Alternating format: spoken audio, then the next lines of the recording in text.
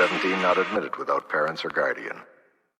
Good evening, Hello. fans of fantastic film, and welcome to our third installment of the Drive-In Asylum double feature. I'm Bill Van Ryn, editor of fanzine Drive-In Asylum and curator of the Facebook page Groovy Doom.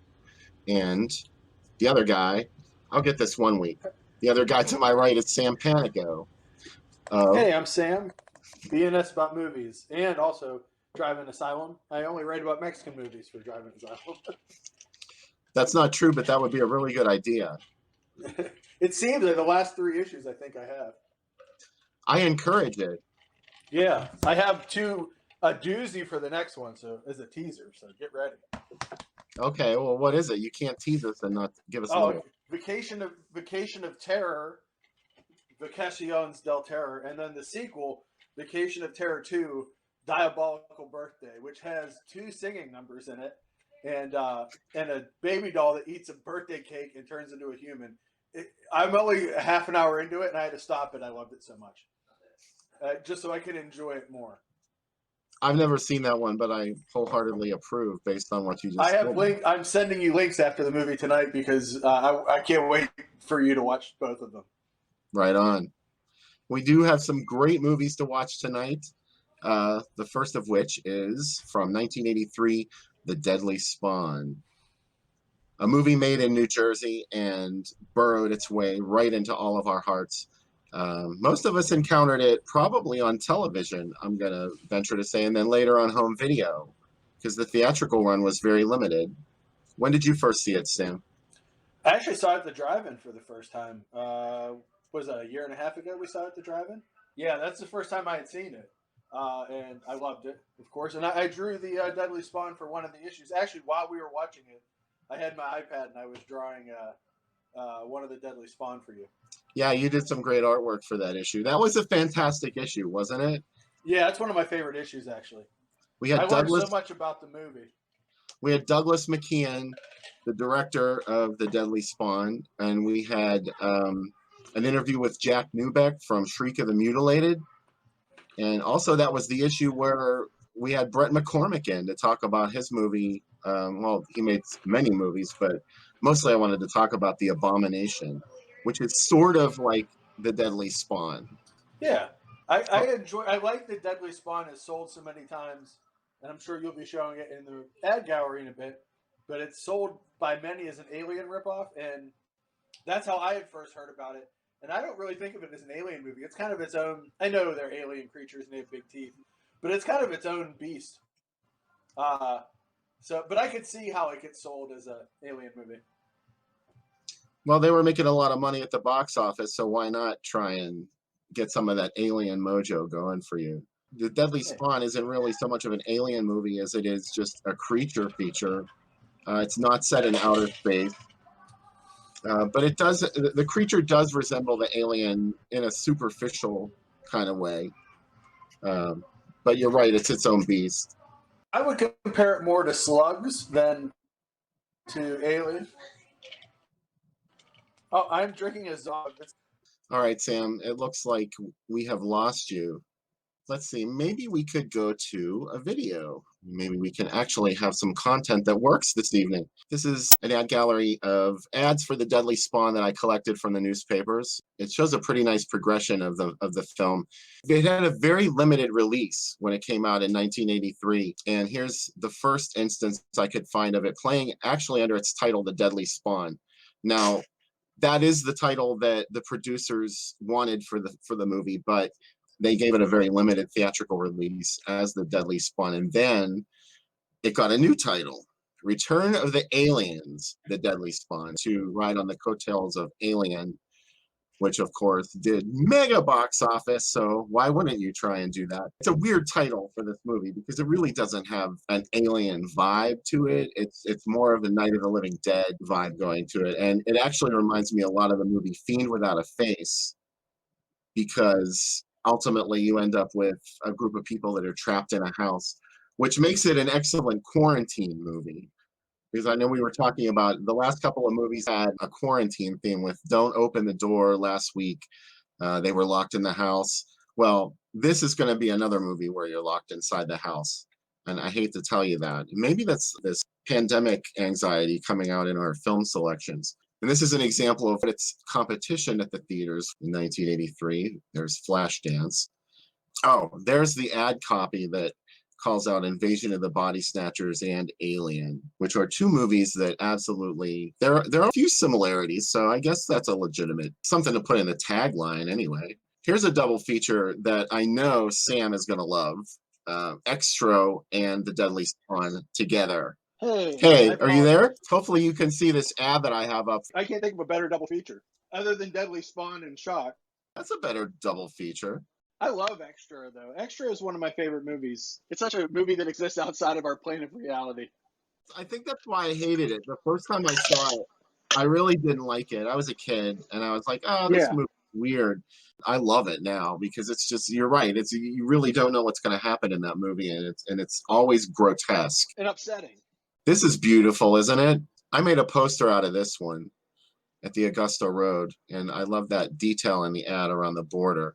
Okay, now here's another film that was promoted by 21st Century releasing Nightmare. Oh, boy. And this is an interesting combination because Nightmare is technically unrated, and Deadly Spawn carries at least a perfunctory R. Who knows if that was real? Did it really go in front of the MPAA? I can only imagine. That's a rhetorical question. The same company put out both of them, so here's an awesome double feature of The Deadly Spawn and Nightmare. One of the most downbeat slasher movies I've ever seen.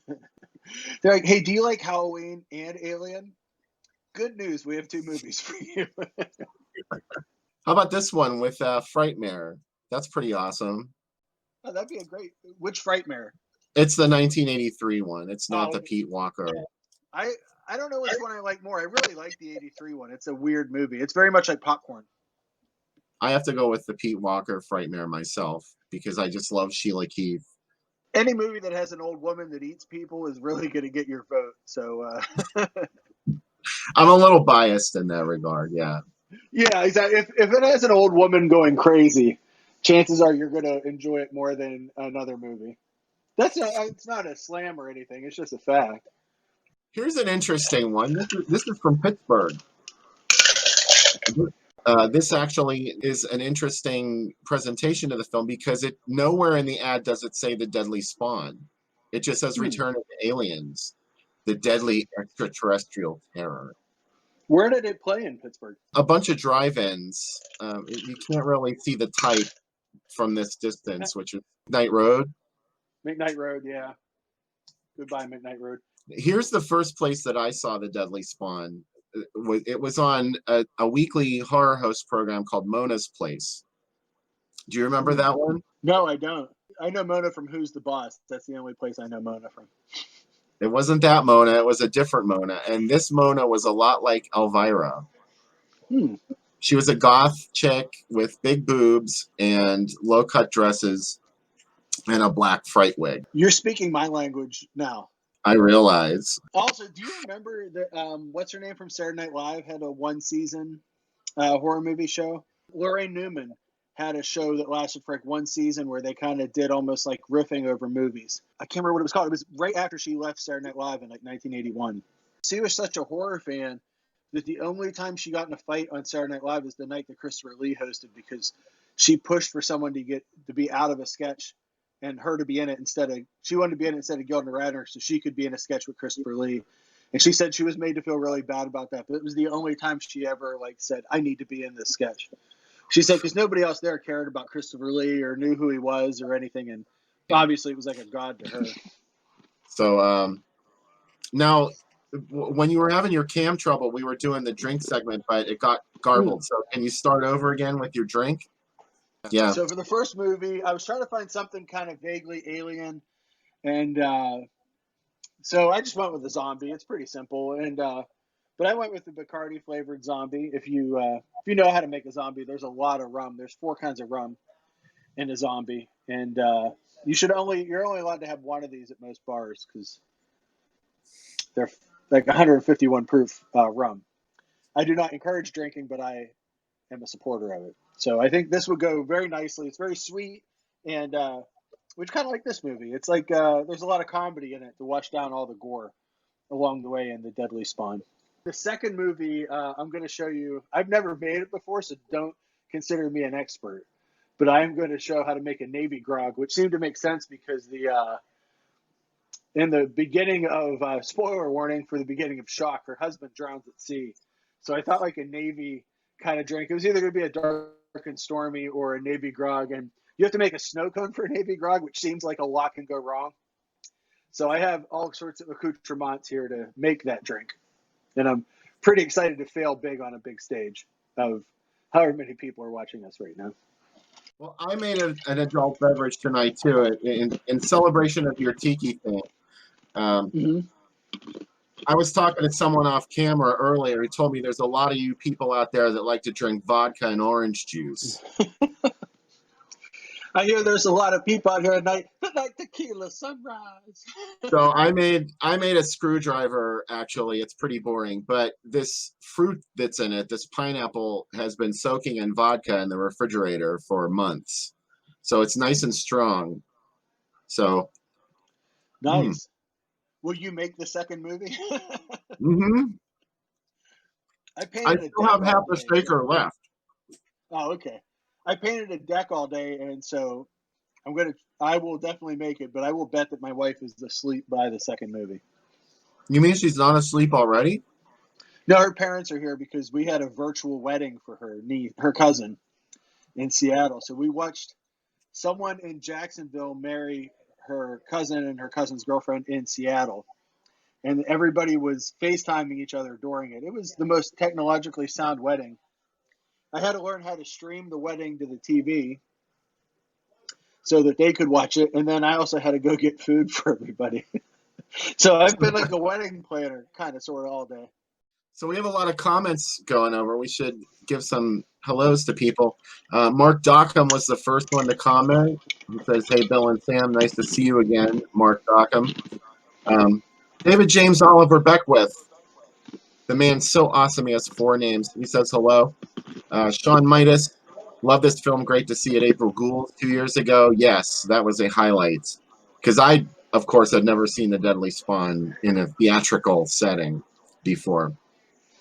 And Linda Gillen's there. Hello, Linda. It's very nice to see Linda you. on there. Yeah, right on. Linda is the star of one of our favorite films, The Folks at Red Wolf Inn, a.k.a. Terror House. And Larry Ricci said hello to her and said he read the interview with her in Drive-In Asylum. Can you see the comments, Sam? I switched to my phone, so I cannot see the comments, unfortunately. Oh, okay. All right. So John Kashner's there. Hello. Oh, and Dave Rendon. I was hoping you would be in here tonight so that I could wish you a very happy birthday. Dave Rendon's birthday is today, and I see he even commented about it. He's 53 today. I just turned 50 in April, so thanks for saving me a seat in the 50s. And happy birthday to you. Let's see, Terry's here. Terry Thumb. He said the Cannes Film Festival. That was Lorraine Newman's show, was it? Oh, yeah, that was it. Awesome. I knew that somebody, probably Terry, would remember what it was. It's one of those weird Channel 53 midnight after SCTV kind of thing. Everybody's sort of anxious and strung out lately, so it's fun to just to get to hang out and talk about movies. And who cares if our camera stumbles or if we talk too loud on camera. I almost texted you last night, but I decided to save it for the show.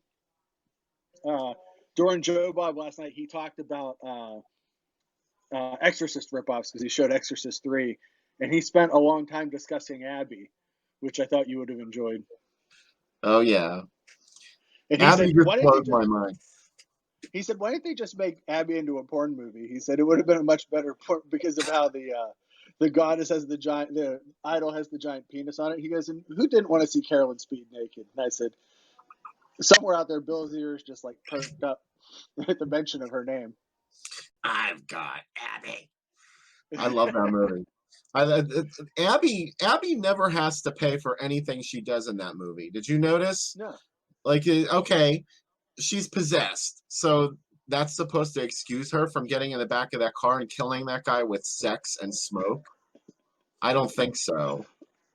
What upset me the most last night is a big chunk of it was devoted to shitting on Exorcist 2. And this led to like a tweet storm of people talking about, why did Exorcist 2 ever get made? And I was like, I think Exorcist 2 is better than 3. 3 is kind of its own thing. I mean, it's all right. Other than Fabio being an angel, which is awesome. I mean, it's okay. It's kind of meandering and goes on way too long. And there's a long speech about a trout in a bathtub. There's a lot of stupid shit in it. I love to. And like, they're like, nobody really cares about it. I'm like, oh, contraire, my friend. I care That's about just it a not lot. true. Yeah. Again, I was so angry. I'm like, I'm going to call Bill. And I was like, no, I'm going to wait till tomorrow because we're going to talk about it during the show. Because literally while they were talking about it, Becca's like, I bet you and Bill could come up with 100 other Exorcist movies that they didn't. But he also talked about Lisa and the Devil for a good amount. And he said it was a lot better movie before the Exorcist scenes. And I was like, yeah, but he didn't talk about Behind the Door or Beyond the Door, which is a complete Exorcist ripoff. And also the prequel, The Shock, which is not really. Yeah, not really, but they would like you to believe that, at least in America, when they retitled the film Beyond the Door 2. But going back to the Exorcist ripoffs, Beyond the Door was one of the movies that got sued by Warner Brothers for copying The Exorcist. And Warner, of course, let loose their wrath on Abby and removed it from theaters. And, at least that's what I kept hearing, was that they got it removed from theaters. Now, I keep finding ads for it playing. So it didn't completely disappear from theaters. And it's come out on a commercial DVD before. Not a great quality one, but it's come out on DVD. I have the double disc that has that and what's that German Exorcist ripoff? Magdalena. Yeah, Magdalena. Yeah, what a double feature. Magdalena, she has her own movie and everything, but she's really not as intense as the other Exorcist ripoffs. She doesn't do anything that most people don't do when they drink a lot. I prefer, my favorite one is Enter the Devil, not the Texas Enter the Devil, the Italian eerie midnight picture show, 1974 one, because it has one of the most audacious things in a movie where one of the thieves, a statue of the thief crucified next to Jesus, gets off the cross and sexually assaults a woman in it. Which I'm not laughing at sexual assault, but I'm just laughing at the audacity of it, because that movie is junk, and it's the best kind of junk. Plus, it has Ivan Rassimov, a patron saint in my life, as the devil, and he makes the lead girl old and will not make her young again until she has sex with him. What a total piece of shit, and what a great movie. That is such bad behavior. I have the Blu-ray of that, and it cost $40, and it was worth every dime that I've spent on it. Sometimes you have to go to those things. Did you buy anything last night on the Vinegar Syndrome sale? No, I didn't. In fact, I totally forgot about it till you said that. No. I almost got Evils of the Night was supposed to be one of the new Blu-ray. They were going to have a new slipcase and Blu-ray for it, but they didn't get done yet. So that'll be up later in the year. But they announced they have a bunch of MGM slashers that have never even come out on DVD. I have no idea what they'll be. And those aren't until June, July, August. So I'm pretty excited about that. And then I Like to Watch is coming out too, which is the first adult movie I ever saw. So I'll probably buy that, but don't tell Becca. But nobody email my way. And then we are something else. Oh, there's a bunch of new Giallo, which I just got the Spanish Forgotten Giallo set that has a Leon Kliminski Trauma from 1978, which is not bad. Leon Kliminski. Not great. Yeah, I mean, it's no Dracula's Great Love or any of his other films. I can't believe that we saw so many of those movies in one night at the September Ghouls last year. Yeah, which was awesome. That's how a lot of people saw those. Those two movies were a double feature: Cemetery Girls and Grave Desires. which of course were the Spanish horror films Dracula's Great Love and Vampire's Night Orgy. What great titles. The original titles are much better. I don't know why they had to change it. The craziest movie I watched this week, though, is the Turkish version of The Strange Case of Mrs. Ward, which is called In Love with Sex and Danger. Sex, Danger, and Death. It's a 51-minute version of Mrs. Ward, and they tried to find a Turkish Edwidge Finch, which is a tall order, and they really didn't accomplish. But the Turkish Ivan Rasimov looks kind of like him. They cut out the scene where she gets smashed with glass and makes love on a bed of glass, which kind of sad. That didn't make it into the cut. I assume Turkish censors are a little tougher than Italian censors. But if you want to see a 51-minute TV movie version of a Sergio Martino movie, let me recommend that piece of weird. I didn't even realize it existed, and then I saw it and I was like, this is what I'm doing now. Since I didn't go to the sale last night, what were the two movies that they released? Let me look. They're so exciting, I forgot. Right. I know that the big news was obviously that Rad was one of them, and I wouldn't assume that you would want a copy of Rad. Yeah, it's not really my thing, but Joe was excited about it last week. Well, it's a thing, like, if you've rented movies, I think it's maybe like 5 years past your expiration date. You know what I mean? Like, you're a little older. No offense. Yeah. The new ones were The Severed Arm, Blood Games, The Immortalizer, Patty Hearst, the one that what's his name made, the same guy that did Paul Schrader, L.A. Wars, and Dr. Jekyll's Dungeon of Death. Oh, wow. And then, yeah. And then Old Dracula is the David Niven movie. Sean might have commented in the chat. He said Severed Arm and Night Train to Terror. There's a Night Train to Terror new slipcover, and it has an embossed cover, so the knife actually pops out. So I have their old one, which is great because it has one of the supposedly incomplete movies on it as well. So that's an awesome set. And you may know how much I love Night Train to Terror. That it's one of my favorite movies. So I do have some knowledge of that, yes. And they have 5 new T-shirts and a bunch of new pins and a bunch of miniature slipcovers that you can put up on your fridge, including one for the Incubus, which is pretty exciting.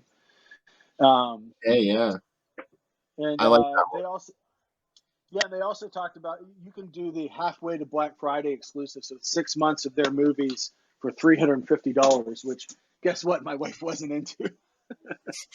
June 24th is the Severance sale, which I will definitely be taking advantage of because there's a few movies that I've let slip past, and hopefully they may have some more copies of the Blood Island set. They said maybe, and I'd really like. I didn't buy that when it came out, and I wish I had bought it. The Hemisphere and the Blood Island box sets, which would be awesome to have. Those Blood Island movies are they're awesome to watch in the summer, especially if you have one of these. And you have the green drink to protect you from the denizens of Blood Island. So I ate one of my pineapples, and I need the other one, but it fell into my drink. Oh, no. I hate when that happens. Yeah, so that's it's exciting. The Vinegar Syndrome sale is always pretty exciting. They always tease you with what the movies are going to be.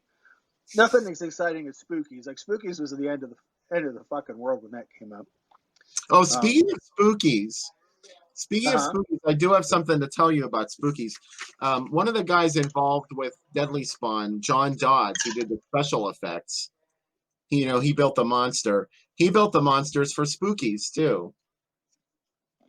So that makes a lot of sense. We do have some crossover from Deadly Spawn and Spookies. And one of the producers, Tim Hildebrandt, is one of the brothers Hildebrandt, the sci-fi artists, and they are possibly best known for creating one of the Star Wars one-sheets. You know what's funny is the first agency I worked at used to do Dollar Bank's advertising, and Dollar Bank I swear this is going somewhere. The Dollar Bank used to have that money tree. Do you remember? It was like a talking tree that money would Oh shake yeah. out of. The Hilbert brothers designed that tree. The art director that worked on it was a huge fan of them, so he hired them to paint the tree. And he said it was like $10,000 to get the tree painted, and he had to talk all sorts of people into it. And he's like, but I got to hang out with them for a couple of days, which is kind of cool. Hey, that's worth the money. And maybe some of that money went to the Deadly Spawn, because that's how long ago that was. Me to show this off. This is what I'll be using for my next drink. It's an igloo. It's a giant igloo. Hey, that's pretty awesome. You put ice in the top of it, and then it sprays out ice like a snow cone. That is some high-tech sci-fi shit right there. That's the most awesome thing I've seen in a long time. I'm pretty excited about it. Yeah. I thought you were going to use do you remember the Snoopy snow cone machine? I thought that's what you were going to use. That thing made me bleed every time I would do it, because you had to put your hand in it to get the ice, and my brother would always turn in it, and my hand would be in there. You could never sell anything like that today. You could never sell anything like that today. No, we had the Snoopy snow cone maker, and I also had Star Trek molds of their faces, and I never wanted to eat Captain Kirk's head, which now I could resell that as a Michael Myers ice cream You pop. sure could, yeah. And I'm sure kids would like it. I was thinking, what would have been a great double feature for Deadly Spawn is Night Beast would have been a really great double feature for it. That's another movie that John Dodds did the monster for. That's what I was thinking about, yeah.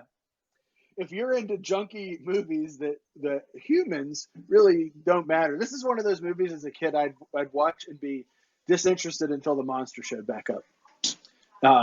Much like every Toho movie. Yeah, they do show a lot of the monster, and it's good.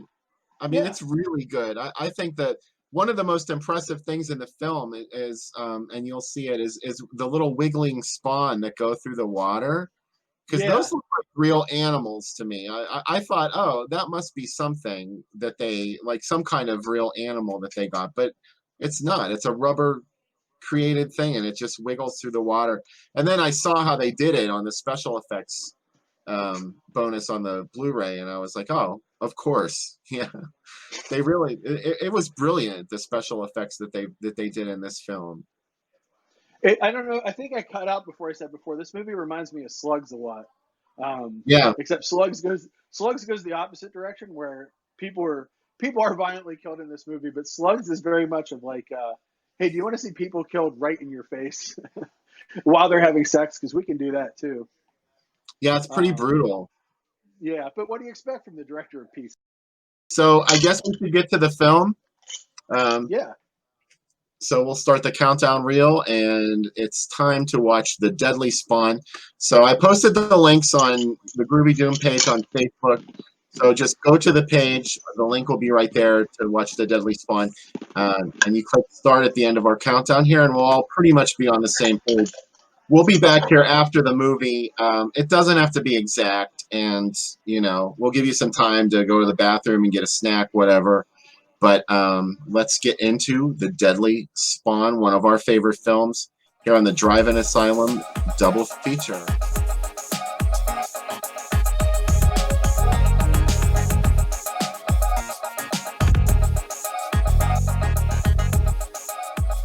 Under 17 not admitted without parents or guardian.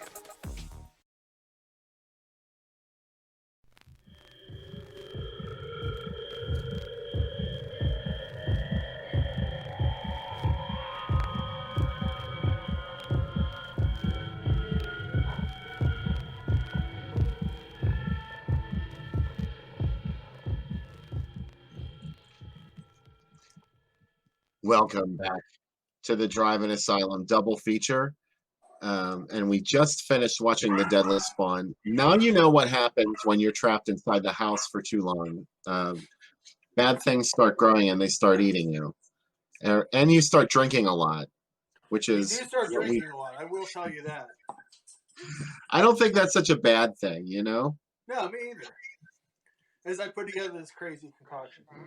and the silver. So yeah, the theme of the evening has been tiki cocktails, and we had some technical difficulties in the first half, but Sam has another fantastic drink recipe that he's going to share with us, and I think we're going to witness it happen live on camera, aren't we? We are. Whenever you're ready. If you want to, let's talk about. You want to talk about Deadly Spawn, or do you want to talk about it while I make this recipe? Well, what do you want? Yeah, I have a lot to say about the Deadly Spawn. All right, But you go first. I love this movie. I love that last shot of the alien coming out of the house and the giant spawn that they've somehow forgotten that's under a mountain. Yeah. I love that part. He's wonderful. Yeah, that part always confused me because I thought, well, the mountain was already there. So like, was there always a spawn under there? Like, where did that giant thing come from? But you know, that's not the point. In a different world, much like the Incredible Melting Man, this movie would have had its own toys. Yeah, this definitely was ripe with possibilities. Remember the Hungry Hungry Hippos game? Yeah. It would have made a great Deadly Spawn. Did you have the Jaws game when you were a kid? I did. Yeah, this would have made a great Jaws style game too. I had that when I was a kid. Hey, yeah, that's great. Remember, like, the scary thing about Jaws was you were going to take all that shit out of Jaws' mouth, and one thing was going to make the mouth snap closed. But the Deadly Spawn is way more intimidating than Jaws. Well, it has like 4 rows of teeth. It's just teeth on teeth on teeth. The dental bill would be astronomical. Oh, the Deadly Spawn. That's the sequel. It combines the movie The Dentist with Larry Drake and the Deadly Spawn. The Dentist Spawn. The Dentist Spawn. Yeah, I like that movie. It still doesn't really have that much to do with aliens other than they're creatures with big teeth. It's one of those examples of an ultra low budget movie that just everything comes together in it. The acting, the direction, the monster effects, everything is just above par, and it's pretty amazing because you can see it's technically not a fantastic. It's not a big budget movie, but it works very well. And I think something you called out at the end of the movie, unlike even some big budget Hollywood movies, the kid's actually really good in it. I've seen some Hollywood movies where the kid ruins the movie. Yeah. And the kid's pretty great in this movie. Yeah, Charles has it all down. He has the famous monster magazines and all the other shit, like his costumes and his latex masks. Charles was every monster kid that was a monster kid around that time, including myself, and I'm sure you as well. Yeah, it's funny is I used to have the magazines, Famous Monsters, and I would be afraid of them. Like I would still buy them, but I remember I had like an issue that had a really sinister looking picture of King Kong, and I kept it like in a box, and I would go occasionally look at it and scare the shit out of myself, and then go put it back in the box. I don't know what was wrong with me as a kid. I had those awesome. Remember those orange hardback books that were the different horror movie books, like library ones? Well, I don't remember those colors, but I mean, I remember taking books about horror movies out of the library. Yeah, there was a whole series of them. I'm sure someone will tell us in the chat, but there were 6 of them that had orange covers. There was like Dracula, Frankenstein, the Mummy, Godzilla, and King Kong, I think. And my uncle was a librarian, and that was one of my gifts one year. This is back in the days when you couldn't just get books, right? You couldn't order them. Like today, I just go to Amazon and I'd order them. He had to like special order them. This is back in the days of B. Dalton's, and you got what you got, you know? And so he got me these books for my birthday one year, and he was actually one of the first people I ever knew that had copies of Tales from the Crypt when, in the late 70s, those were impossible to come by to look at. So he actually had a hardback EC collection, and that's how I learned about EC was from my uncle. And so otherwise, like now, once comics got big again, you could download them now. But, at some point, all that stuff was gone. So it's pretty exciting. But these books were awesome. What amazes me, though, is like there's still movies that are coming out. Like Vinegar Syndrome said they have 2 slashers that have never even been on DVD. And now I'm racking my brain to be like, I wonder what those are. Do you know what I mean? But there are still some movies that are completely lost. I just watched a movie, Nothing Lasts Forever, that's by remember when Saturday Night Live had the movies that would like be in between the sketches? The director of those made a movie. It's about Zach Galligan's in it from Gremlins, and he's a kid who wants to be an artist, but all they tell him he can do is do traffic in the Holland Tunnel, and he discovers that these bums control the world. So he takes a bus to the moon where he meets an Asian girl who teaches him the music to become a piano player. It's like a 1940s movie made in 1984. Bill Murray's in it, Dan Aykroyd, and Dr. Bronner, the guy that made Dr. Bronner's soap, the crazy soap that has all the religious stuff on it. This movie's... I love that soap. I have some in my shower right now. Becca has Becca uses their hand sanitizer because they still of course sell it. They make hand sanitizer, yeah. Yeah. Lavender. It's really great. But this movie's crazy, and it never came out in theaters, on VHS or DVD. It came out on VHS overseas, and someone posted it on YouTube, and it got in a lot of trouble. And the only time it's ever aired is in 2015. It aired on Turner Classic Movies, and I got a download of that. And it's awesome, but it's crazy to me in this day of being able to find everything. Like, this is a movie that doesn't really exist. So it'll be on the site. I'm doing a Saturday Night Live week of a ton of Saturday Night Live movies coming up, and Andy's Funhouse will be on it. Mr. Mike's Mondo Video. Like, I'm trying to find some deep cut Saturday Night Live stuff instead of just Coneheads, which is still great. Coneheads is still great, but you know. So we got a lot of people in the chat. Sean Midas is back. Hey, Sean.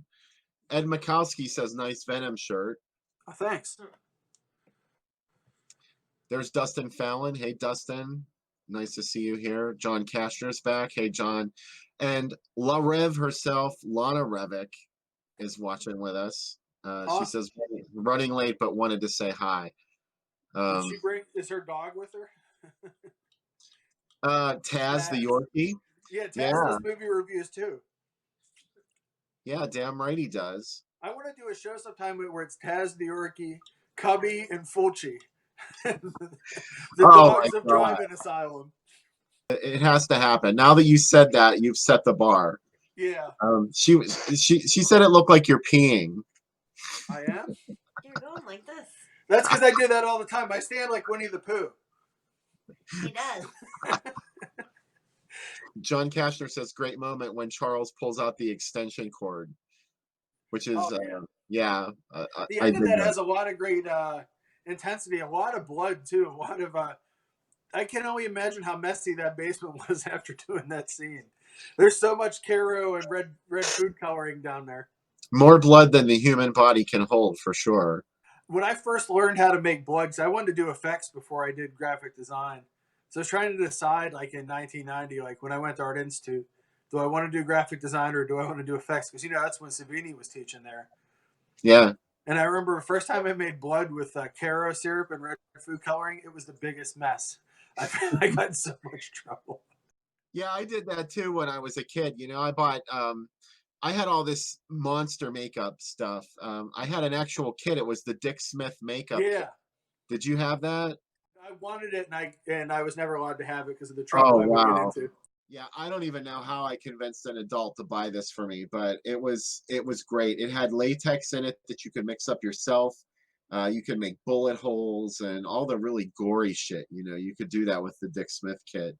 And also I had other recipes too that I just looked up in monster magazines, and it was always with that Caro syrup. Yeah. Damn if that didn't get everywhere and make a real friggin' mess. I always wanted my blood to look like the Dawn of the Dead blood, the Italian blood, because I guess they used Photo Developer for it. And but it looks, all Italian blood looks like neon red. It's like the brightest red ever. Yeah, Savini. I remember Savini saying that he didn't like the way the blood looked on camera because he felt like it didn't look realistic enough, and instead George Romero was like, no, I love it. That's the way I want it to look. You know what's funny? In that Spaghetti Nightmares book, it's really funny reading the people that worked with Argento that liked George Romero, and you could tell Luigi Cozzi really didn't like working with him. Because like when he talks about Two Evil Eyes, he's like, yeah, I love the first part, but Romero's just a dreadful director. And I'm like, whoa, that's pretty intense to admit. That's not very nice. And it's not true. he doesn't always deliver what you think he's going to deliver, and he has his own agenda and he follows it. So I like the Crazies a lot. I love the Crazies actually. yeah, I like the Crazies too. And That I to me kind of, seems part a of me lot like likes, Night of the Living Dead to me. yeah, and I like Season of the Witch a lot too for some reason. Because it's not. I think if you're from Pittsburgh, it's maybe a little more exciting because it's like a time capsule of what Pittsburgh looked like at the time. Like you see a lot of the suburbs of the city. Yeah. So Paul Workmeister's here. Oh, Paul, I give you all. No Oh, key, please. no key, but please, my Oh, please. Paul. Oh yeah, oh yeah. Danny's song. Danny's. So Steven wants to know what we're watching. We're gonna watch Beyond the Door 2 in a minute here. It's Shock. Yeah, that's the real title. It has nothing to do with Beyond the Door, although there is one connection, and it's the little kid that was in Beyond the Door. I won't know the actor's name till I see it on screen, but he was also in Beyond the Door too. It's So funny because a lot of people talk about how this is Bob's last movie, but he directed a good chunk of Inferno because Argento had major back problems, especially in the New York scenes of Inferno. So supposedly Bava directed a good chunk of that movie, which might be why I like it so much. My favorite Bava story about Inferno is they hated the way that the New York skyline shots looked.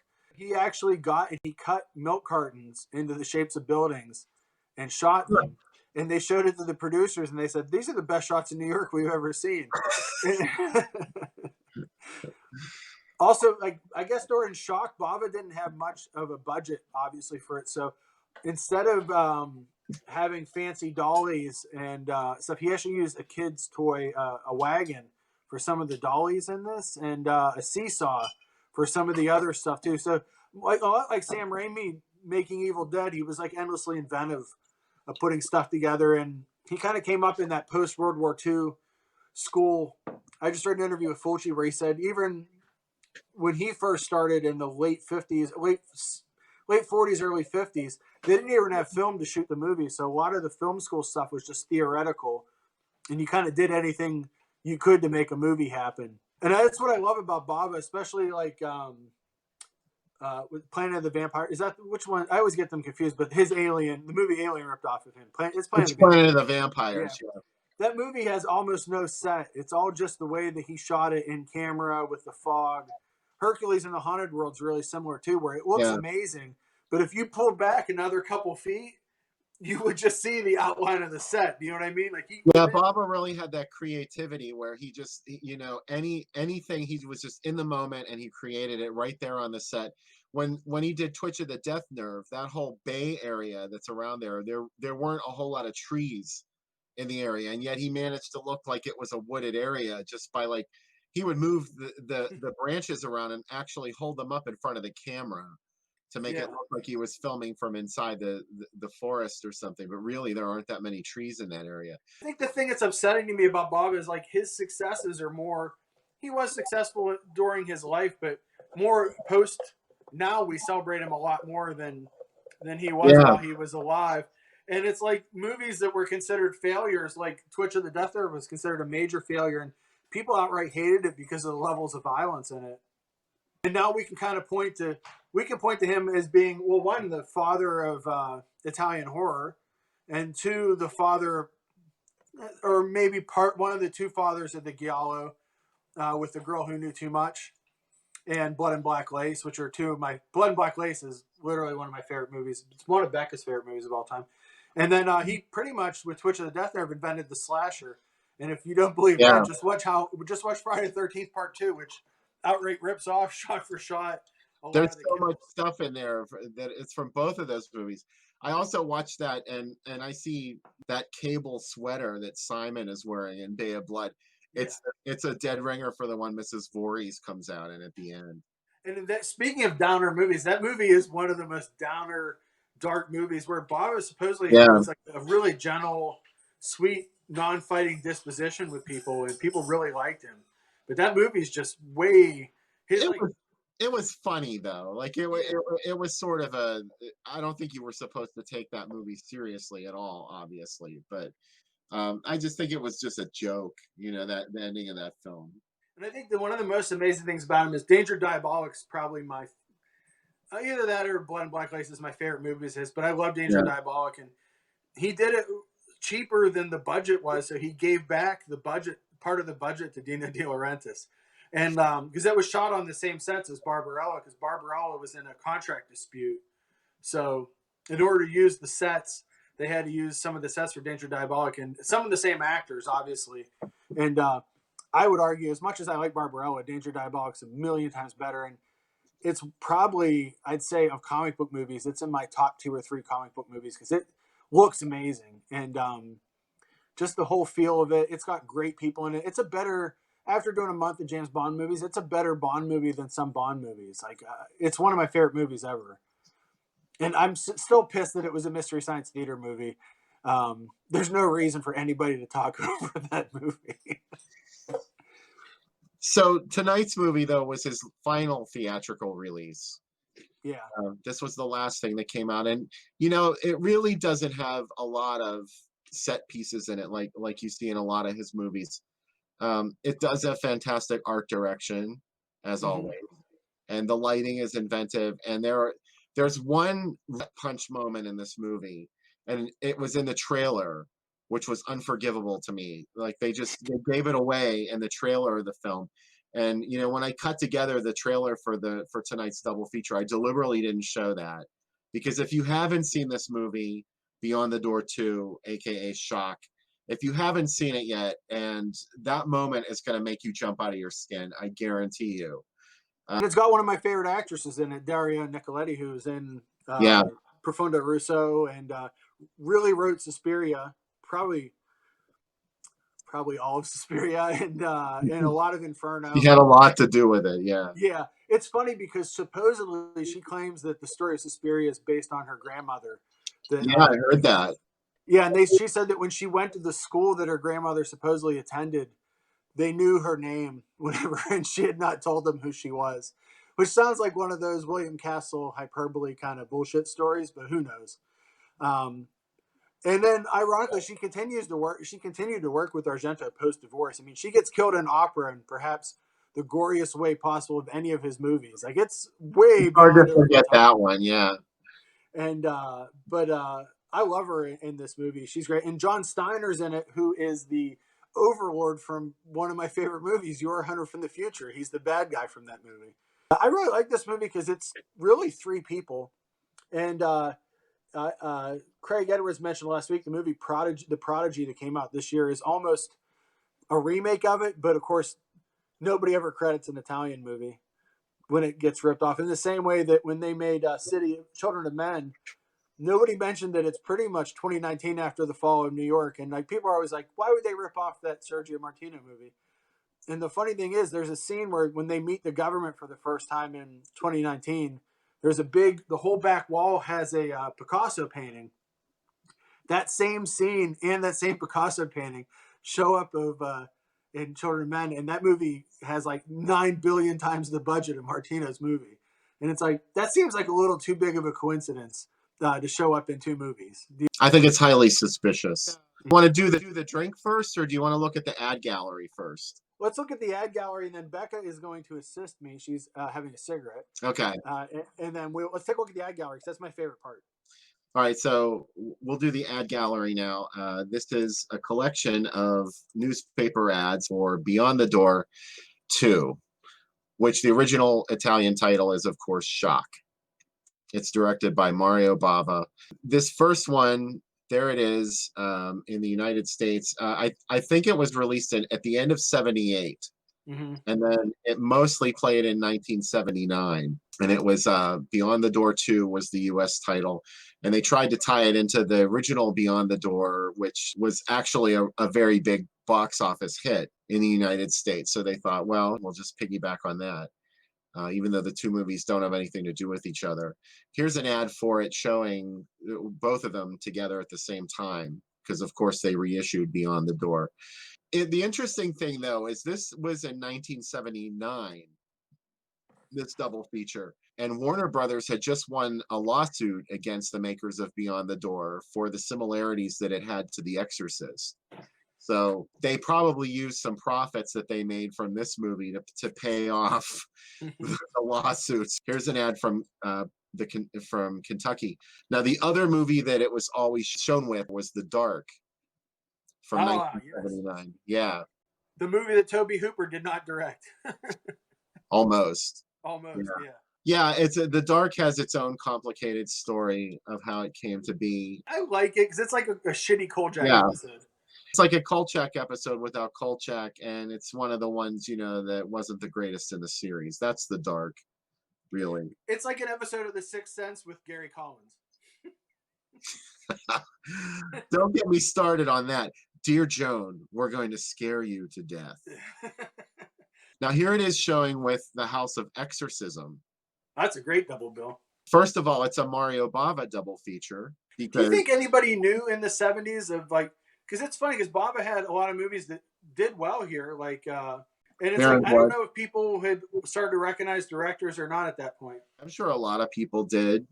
Sure. Hey, I've seen this John Old before. Here is the Italian poster, the original Italian artwork with the original title, which was Shock. Here's an image from the Japanese program, which I guess, was a thing. Sometimes they would give you a program when you went to see a movie. And this is from the Japanese program for Shock. Empire Strikes Back in the U.S., they did a program for. Here's the first way I saw Shock, which was the Anchor Bay VHS. Yes. Anchor Bay was there giving it to us. Now, here's the ad for when Roger saw it. They were all talking about Friday the 13th Part 2 after that ended. Someone else in the van with them, she said, wow, this movie's really freaking me out. And they all became obsessed with Beyond the Door 2, which, joining it even halfway or a quarter of the way through, that you must have felt like you were completely lost. That's the ad gallery for second feature on the Drive-In Asylum double feature. Do we still have people in our chat? If you're still in the chat, say hello. Yes. Because the last episode that I got, or the last message that we got was from Sean Midas saying, we lost Bill. Oh no. Well, you didn't lose Bill. Yeah. And you didn't lose Sam either. I'm right here. Which one is that big one up there? No, that's one. All right, Bill, we're going to make our drink here. Okay. You excited? It'd be more exciting if you were here to have one. But I agree. Yeah, I agree with that statement. So here's what's in here. We're going to mix, and we got... What's it called? This is a Navy grog, and was designed by Don the Beachcomber, who is one of the most famous tiki drink guys ever. So we got three kinds of rum in this. So you got dark rum, light rum, and this is the rum that took forever to find. This is plantation rum, which makes me feel like I'm in a Mondo movie, but I'm not. And finally, we're going to put some light rum in here. The recipe's on BNS About Movies. I linked to it if anybody's brave enough to try it with me, which would be awesome. But, we got a honey mixture, which is pretty wild. We got fresh lime juice and fresh grapefruit juice. We got Cubby barking in the next room. And then the last part we're going to mix in is 3/4 of a cup of club soda. This is a mixology here. This is pretty exciting. And the next time, Cubby is obsessed with the club soda because it's making a fizzing noise. So it's really freaking him out. So put your lid on that. It's his happening and it freaks him out. Shake it. Now I'm going to shake this up for 15 seconds. We should put a little counter on the screen. I'm like Brian Brown in Cocktail. Oh man, that's cold. Okay. All right, that's 15 seconds. So now. Now, look at this. Becca made this for me. This is a snow cone that has been made out of cups with wax paper. And To make a cone. To make a cone. And you had to put chopsticks and your straw in there so that the cone would have a hole in the bottom that you could drink out of. Wow. So then you're going to put this in your cup. We're living in the future right now, but it's really like 1960. It's like we're at Trader Vic's. My ice cone. Wow. Isn't that fancy? So normally you would have different drinkware, but that's gonna go in the cup. Yes. And then you're going to put a mint leaf You have to into slap that. it. Yeah, and you have to So slap you have it. your straw and your cone. And you have your mint leaf, and you're supposed to slap it to release the oils. What is that all And about? then it said that could go. In there. We'll put it in there. Yeah. And then you put your lime on there. Yeah. And And now Now you pour this in. I'll pour this in. I'm gonna do it over the sink Because I tend to make a mess in the BNS About Movies kitchen. Is there such a thing? And in a perfect world, Bill and I would be drinking this on the porch and watching this movie on a screen or something, while by this point, Mark and Becca would be sleeping or outside smoking and talking about candles, and Bill and I would be inside talking about Mario Bava. And now you have it. Look at that. Right on. Taste it though. Let's That's taste the it. point. God damn it, that's exquisite. Yeah. It's wonderful, yeah. Man, that's good. You want to try it? It's very strong. That's making me very envious. See how your ice cone is perfectly fit in there? Yeah, my ice cone fit in there. So now that I know how to make them, Bill, I'll make you one after quarantine. I am going to hold you to that. And in the meantime, I just have the remnants of my screwdriver, my common screwdriver. But I think there's a piece of pineapple in there And that I next still week, haven't gone to. if anybody would like to suggest a drink to try, and we have 2 movies for next week already. We do. So, and I didn't even stop to think if they were quarantine movies. So, next Saturday at 8 p.m., children shouldn't play with dead things. And the second movie is going to be The Child, AKA Kill and Go Hide, Zombie Child, and several other fantastic titles for a fantastic film. It's one of my absolute favorites, The Child from 1977. and you have time. People could order the awesome Blu-ray of it that came out earlier this year, from not to put over Arrow, but Oh, absolutely! how awesome is that set, by the way, with Dark August? What's set with Dark August and The Child and Dream No Evil? What an amazing that set is so good. I'm hoping they do a third one of those. Oh, they've just got to, because they've been knocking it out of the park so far. The second one is my absolute favorite, of course, because I waited for a long time to see The Child on Blu-ray, and I was not disappointed. I'm going to send you over a care package of movies that I've been keeping for you, and Edge of the Axe is on there, and a whole bunch of new Arrow stuff that they've sent. I will not send The Passion of Darkly, whatever that one is, with it has Brendan Fraser in it, and it's like a weird David Lynch movie with Brendan Fraser. It was a rough watch. So we got a lot of folks in for the chat. Oh, good. Looks like everybody spoke up and said hey, so everyone's still there. Thanks for hanging out with us, even though our cameras keep cutting out. What are you going to do? Dustin Fallon, Bill Green, Lana Revick, Ralph Griffith, hello there. Thank you for joining us. And he said he's under the weather and he's on some NyQuil, which is fine because we're all on medication this evening. Is NyQuil that much different from this drink I'm drinking right now? It isn't, especially the way they used to make NyQuil. Did you ever have a drink called penicillin, the 20s drink? No, what was in it? I can't remember. It's really good. It's like an orange flavored. It's almost like a screwdriver, but it's a little more creamy, almost like an egg cream mixed with orange. It's really weird. Is there a worm in it? No, but there should be. That gives me an important question. Have you, since quarantine is, well, it's not over, but since restrictions have been loosened, have you gone to the Red, White, and Blue yet?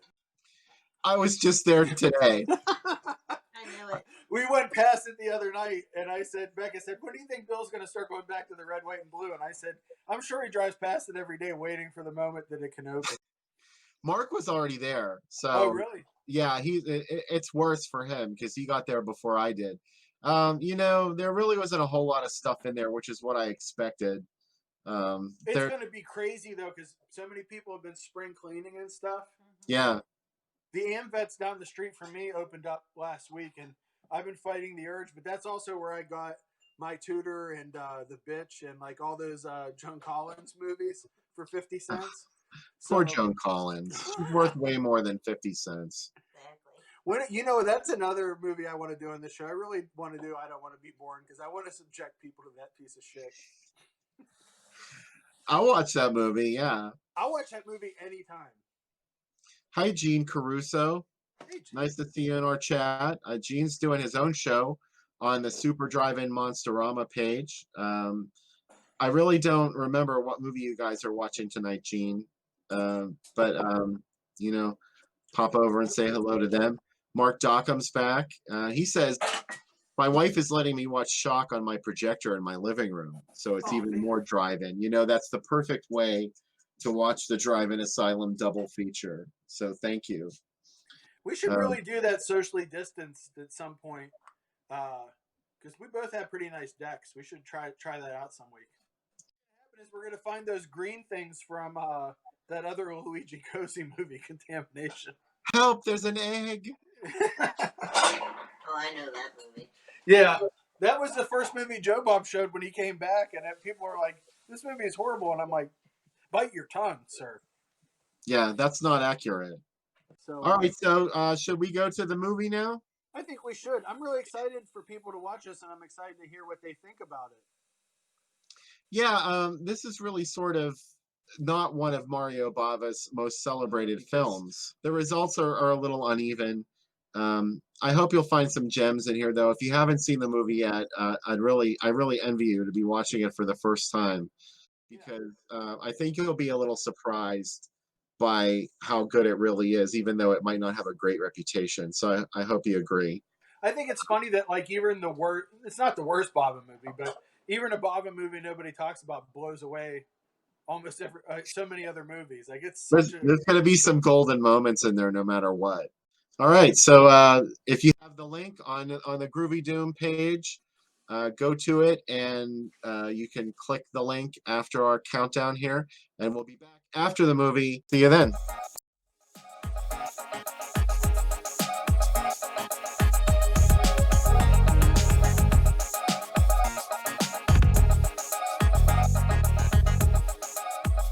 Under 17 not admitted without parents or guardian.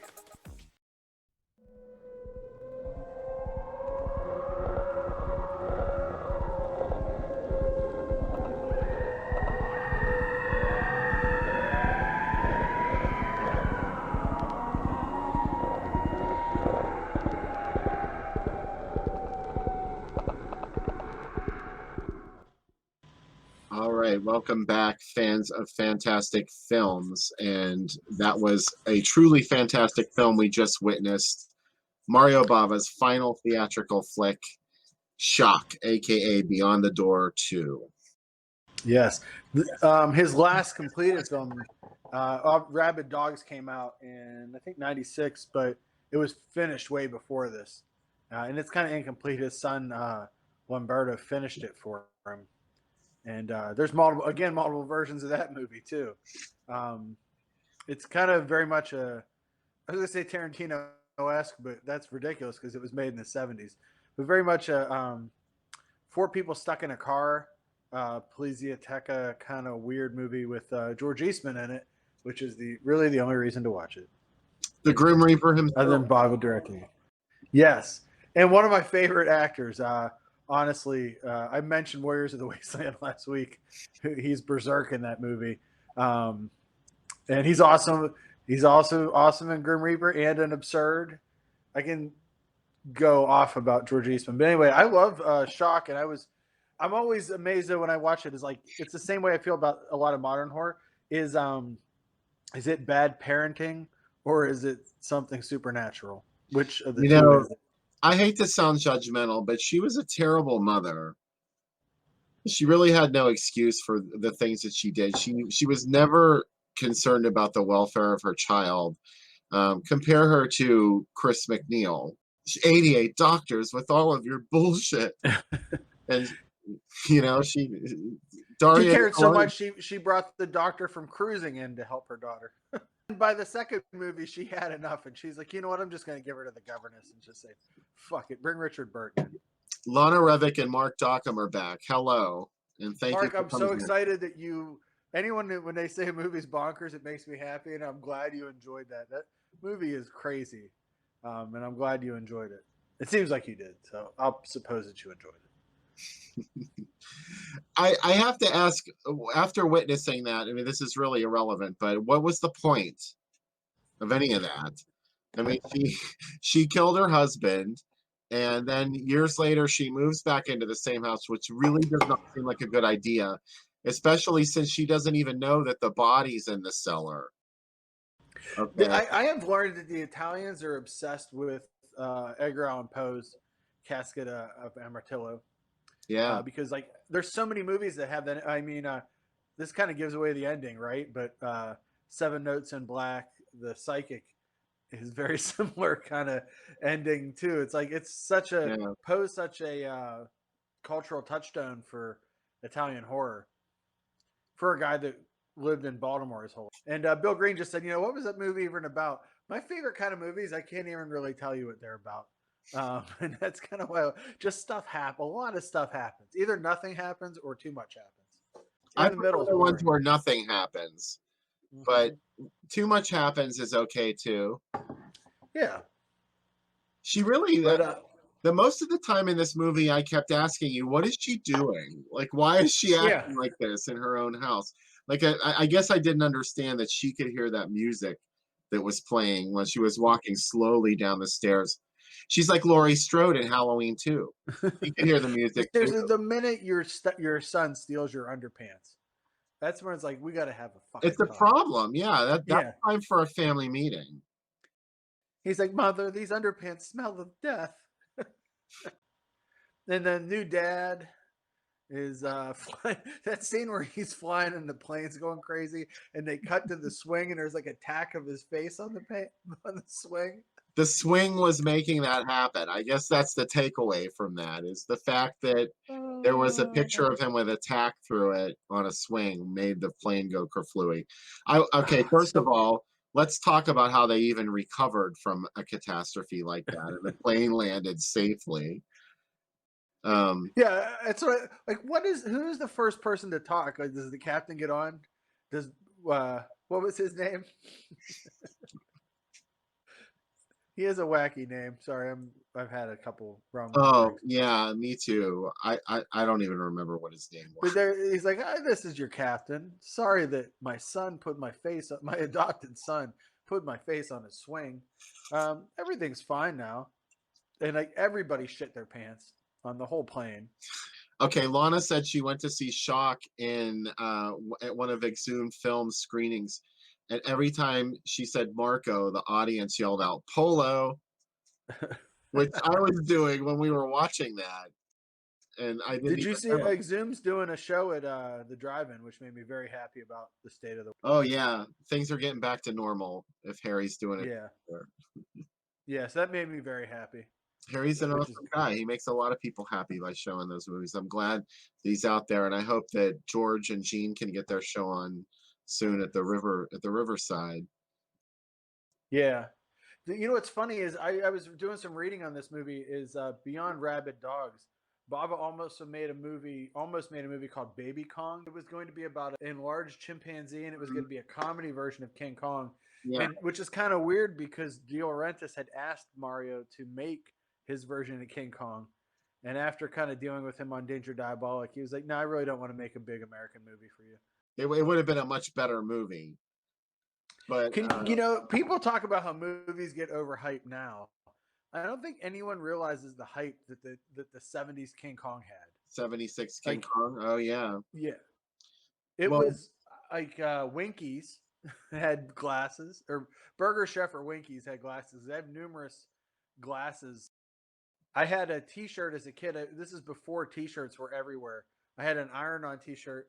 Do you remember the photo of Kong crushing the plane that doesn't even look like a plane? It's like What a the jet. fuck is that thing in his hand? Yeah.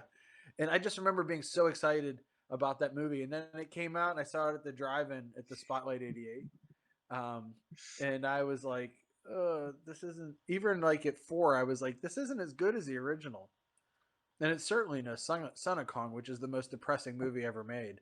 I just remember being sad at the end of it, and not for the right reasons. I wanted the 70s Kong to be much better than it was. And that's when I learned about overhyping movies.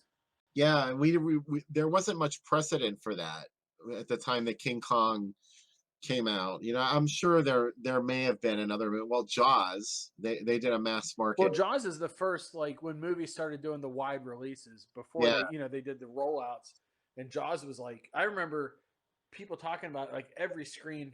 It's so funny when you think about movies in the '70s, like because there wasn't as much media and stuff. Like it was like really intensive, like how much people talked about movies. it was all the Like word of Carson, mouth. Like the word of yeah. mouth is what built those blockbusters. And I can remember people talking about it. Like even my mom, everyone was older than me. I was only 5 years old, but I can remember them all talking about Jaws and how horrifying it was. So Oh, you I were already afraid, before you saw it. I think I've told you before, but it's like I remember when Halloween came on. My brother would have been 5, and I would have been like 8 when it was on HBO in like '80. And my dad slept with the lights on because he was so freaked out by the end of it. So when you're a little kid and your dad's freaked out by a movie, like that's pretty intense. I Yeah. love that audio that someone recorded of it actually playing, and when the crowd just Ugh. starts screaming when he sits back up.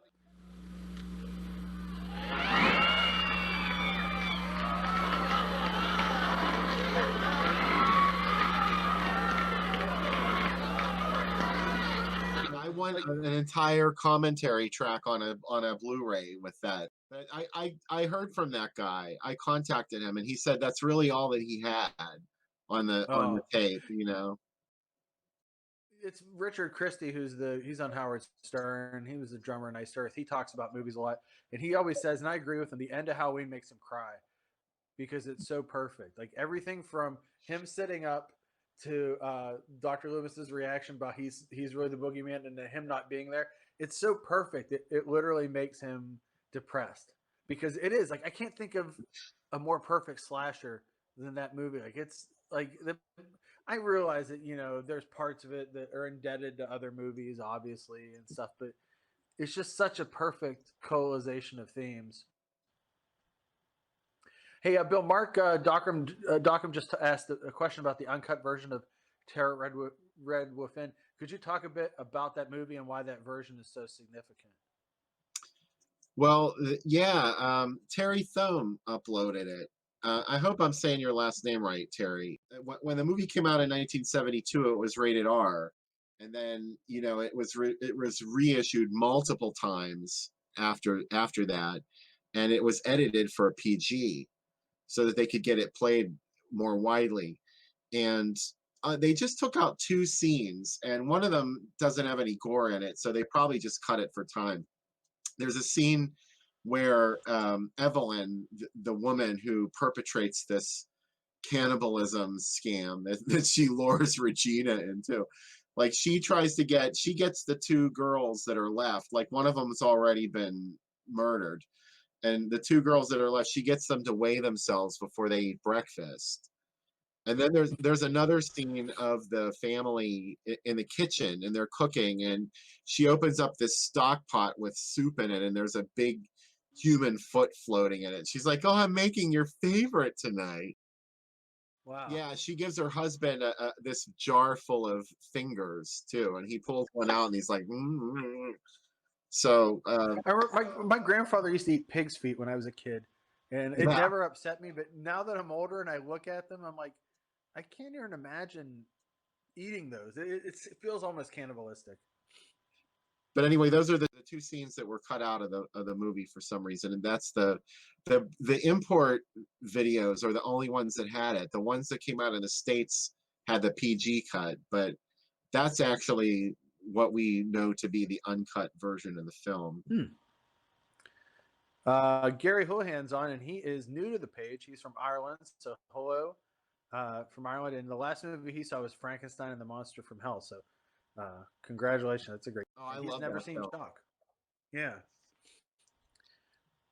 Yeah, Frankenstein I and the Monster from Hell is one of my favorites of the Hammer Frankenstein movies. I'm doing a week of werewolf movies in June, and then I'm going to do a week of Frankenstein and a week of Dracula. So on my site, BNS About Movies. So I think I probably will have a lot of the Hammer stuff in there. So if you're interested. Yeah. The Werewolf Week is pretty much all Paul Naschy movies, just as a warning. As it should be. As it rightly should. Yeah. It should be. It's, El Hombre Lobo. if you think, I think about werewolf movies, Bill, Oliver Reed and Paul Naschy, those are two big faves for you. So that's the truth. And I never saw the Oliver Reed Curse of the Werewolf either when I was a kid. oh, really? Well, that was just one of the ones that they didn't show on TV often, and that was the only way that I had to see those movies. And I rented it on video, like probably in the late '80s. But I like that one too. From that video store in the north side, remember that one that was over by Stedford's? No, I never rented there- movies on the north side. Oh, okay. No. There was a really nice video store over by there when I lived at Allegheny Center, and they had a pretty nice horror section, and they had a lot of Hammer stuff, which was cool.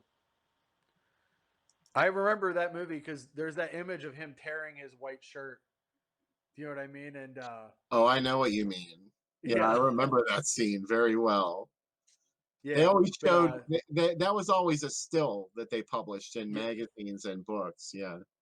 Yeah, and that's my Hammer werewolf isn't where Hammer doesn't really do a ton of werewolves because obviously werewolves are expensive for Hammer because you got to do makeup versus vampires are easy. You just give them fangs and put a little blood on them. And, it's a little bitty. You don't have to do the transformation scenes and stuff like that. But John Folger said Beyond the Door is the greatest horror film of all time, and it has the best TV ads. Oh yeah, absolutely. Do you remember the TV ads? It's a little before my time of remembering TV stuff, I think. Yeah. Oh, I do, because they were scary. I mean, you can watch them on YouTube. There's a bunch of them posted on YouTube, but it was like the scariest possession parts of the movie were in that. And they used to show that stuff in the afternoon when kids were watching TV. I think the Suspiria TV commercial is really frightening too, with the girl combing her hair and it pulls out and gives a skull, which has nothing to do with the movie, but it really, in a weird way, sets the tone for the movie, which is kind of cool. Somehow, it fits, even though it has nothing to do with the movie. I remember that one too. I remember that being a scary one. And the Company of Wolves trailer really upset me when I was a kid because it has that scene where the werewolf's head comes out of the mouth. Like that transformation is really intense in that movie. Yeah. Even though it's really not that frightening of a movie, but I remember that trailer really upset me, and the Beast Within trailer really upset me too because that's a pretty intense trailer. Yeah. Oh, definitely. The Beast Within, some of the violence in that is just astonishing about how brutal that is.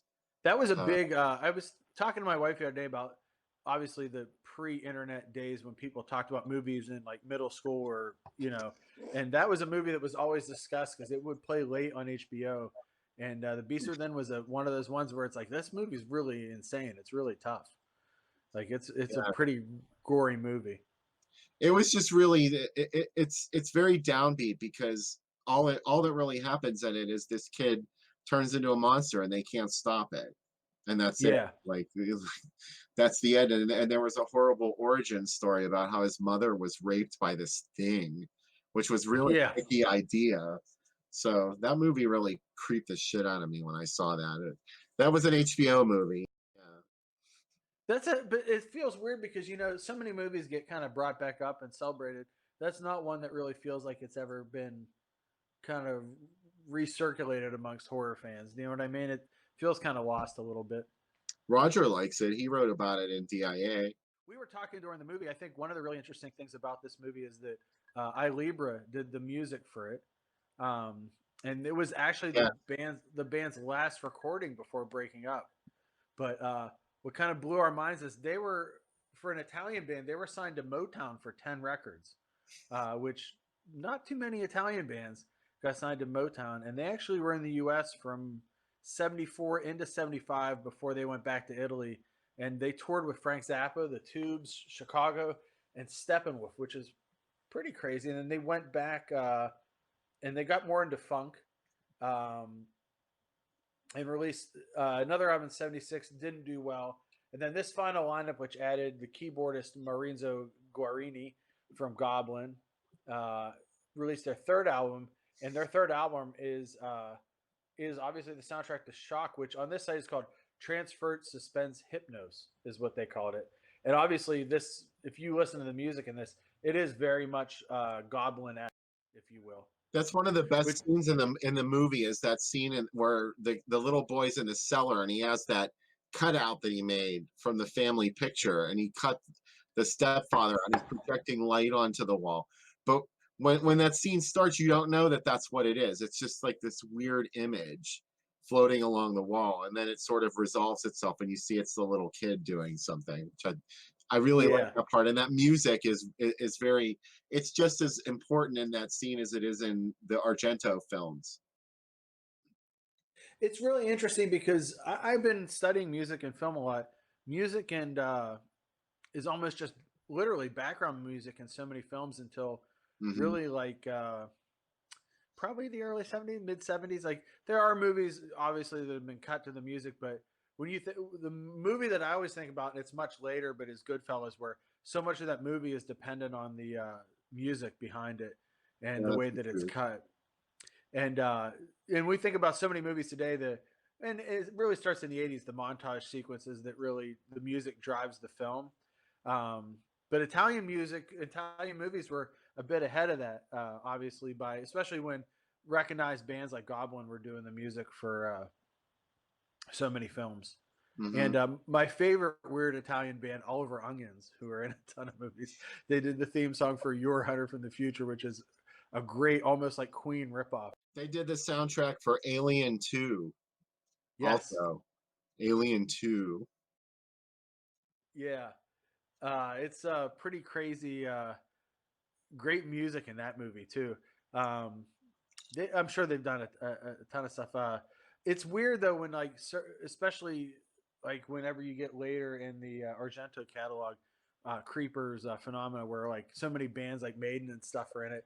It's almost disconcerting to hear bands that you know within uh, an Italian movie versus just orchestral music to, or soundtrack music to carry it through.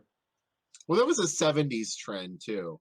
Like it happened in a lot of places in the '70s because you had the whole montage. Russ Meyer did it in Beyond the Valley of the Dolls, and Yeah, also the Magic Garden of Stanley Sweetheart, Easy Rider. A lot of those yeah, counterculture films were like that. Excuse me, my vodka and orange juice is talking back to me. and yeah. Paul just brought up that Morricone and Leone pioneered the use of music in filmmaking. They were first to have music written to the story Mhm. and then played during filming. So that's a really good call. And it's amazing that Morricone is such a he's still alive and still influencing so many different movies and still, you know, appearing in so many places. Mark just asked, are you guys allowed to show trailer reels of classic exploitation films in between showtimes on here, or would that be a licensing issues? Also, did 70s drive-ins have previews? From what I remember going to the drive-in in the 70s, there were previews. Yeah, Um, absolutely. yeah. And that's one of the best parts. The thing that I miss most about the Riverside is the best part to me, obviously, beyond the movies, is I love when trailers come up. And that's where I've learned about so many movies. I have so many trailer comps. And I wouldn't know about The Baby if it wasn't for the amazing trailer for The Baby, which like, is mind blowing. The movie is astounding, but the trailer, obviously, sometimes, so many times I say this trailer is better than the movie. And the Baby is trailer is real close to the movie. A trailer that I think is better than the movie is Teenage Mother. Have you ever seen that trailer, Bill? Yeah, yeah. And I was the other day I was yelling to Beck about how much I love it. She was just disgusted by the trailer because the trailer is like the guy's voice is so grimy, and then the trailer that's on the Something Weird comp actually shows a baby being born at the end of it, like literally a baby coming out of a mother. And he's like, "You will see the amazing baby be born. This is a movie that all children should see with their parents." What was And I'm like, amazing about it? that, that was the only way that a lot of dirty old men could see a vagina, much Yeah, like the man and woman, there's nothing amazing about mom and childhood. dad. It's been happening for thousands of years. Yeah, but no one had filmed it, you know. But I know. I don't know if there's. Kroger I think we Bab made probably a could. living on that. We probably could show trailers on here if we wanted. Yeah, we could show trailers. I mean, I don't see why anyone would have a problem with someone showing a trailer of their movie. Craig just said 70s trailers, driving trailers, definitely had trailers. He said he saw something with his mom and there was a trailer for I Drink Your Blood, I Eat Your Skin, which terrified me. Wow. And I will say that's obviously a really famous double bill, but Bill and I always talk about like what two movies go together really well. I Drink Your Blood is one of my favorite movies ever. And it's like, and I Eat Your Skin is nowhere ready to compete with it. Yeah, it has next to nothing to offer, and especially after the grand performance of I Drink Your Blood. How could you ever match that? The first 5 minutes of I Drink Your Blood are the fucking greatest. It's like, yeah, it's like you have to be, you're totally into it. Like, it's like, oh, it's so good. but you know, it does have its own charm. I consider it part of my horror exotica list. You know, like Brides of Blood, Yeah. all of the love Blood Brides of Island Blood. movies. So you know, and there's ladies that are in the jungle and they have perfect hair, and you got to admire that. You know what's funny is every one of the Blood Island movies is the same movie, but I don't care. I really don't care. It's like There's the always Paul Naschy werewolf movies. They're all the yeah, same movie too, but you don't care. yeah, and it's just like there's always a blonde, older, slightly older American woman who's dissatisfied with her husband, Yeah, and Beverly you Hills. know, yeah. But you know what? I'll still watch them. And you know what? A lot of people are mentioning I love I Eat My Skin. I like I Eat My Skin too. I eat my skin or your skin? I eat your skin. Someone just said I eat my skin. David James I Oliver eat Douglas my said I love I skin eat my too, like the yeah. skin around your fingernails. Yeah. I'm not saying I don't like I Eat Your Skin. I'm just saying that by comparison to I Drink Your Blood, it's like a night and day comparison. 'Cause that movie is Yeah. transcendent. And especially, I love that there was a Blu-ray that they came with a needle so that you could inject meat pies while you're watching the movie. What a great tie-in. But that was one of my favorite drive-in memories for the drive-in shows when that played, and you could hear it over top of everybody's radios. His speech at the beginning about Satan is an acid head. That whole speech, hearing it come out of other people's cars was awesome, and it was like it went on about 4:15 in the morning, which honestly is the best time for that movie. Yeah, yeah, I have to agree. There's always those movies that play best really early in the morning. Yeah, You know, one of those was I love to watch Brides of Blood really late at night because yeah. that was the first time I saw it. It was on WOR at like 1 in the morning on a weekend, and it was called The Island of Living Horror, a I retitle. thought it was on after Joe Franklin, maybe. Oh yeah, like I knew Joe Franklin from the last couple of minutes of his show because it was on right before something I wanted to watch. I love Joe Franklin. He always had King Diamond on, which was the weirdest thing because he would just talk to him like a normal performer, and meanwhile, like King Diamond's in like the Church of Satan. And So Dustin Fallon says, "I Eat Your Skin is hilarious. Shut it." Yes, it is hilarious. I'm not, like I said, it's not. I'm not saying it's a bad movie. I'm just saying if I had to pick between the two, I know where my money is. So next week we're gonna watch two fantastic films again. Children Shouldn't Play with Dead Things is going to be the first one, and the second one is one of my favorite movies of all time, The Child, Yes, 1977. And Sam picked that one, so I was so excited. I was talking to Bill about it. I watched it at Bill's house at a party, and it had no dialogue, no sound, and Bill was playing this Halloween 2 soundtrack in the other room. So that's a good one, and that ties into a good question. Mark asked, "How long have Bill and Sam known each other?" I would say at least 15 or 20 years. Yeah, it's probably been about 20 years, I would say. Yeah, It was the late 90s, so because we know each other through not that Ryan Clark, but the other Ryan Clark. the first friend that we had named Ryan Clark introduced us. Yeah, and he because he said, "Oh, you guys, I think you guys would get along." So we were into a lot of the same music, Thrill Kill Call and KMFDM and like that stuff. Plus, he knew about the movies and stuff. I remember the first time I went to Bill's house, his poster collection blew my mind. And I was like, wow, like somebody actually likes the same stuff that I do. What posters do you remember seeing at my house? You had an Alien one, and I'm trying to think what other one you had. Suspiria. Suspiria one, yeah. I remember going up the steps, and there were just tons of them. I remember when Soldier lived with you, who was a Japanese wrestler. Yeah. That I was helping train, and then that's when we really started hanging out. When I would come over and pick up Soldier.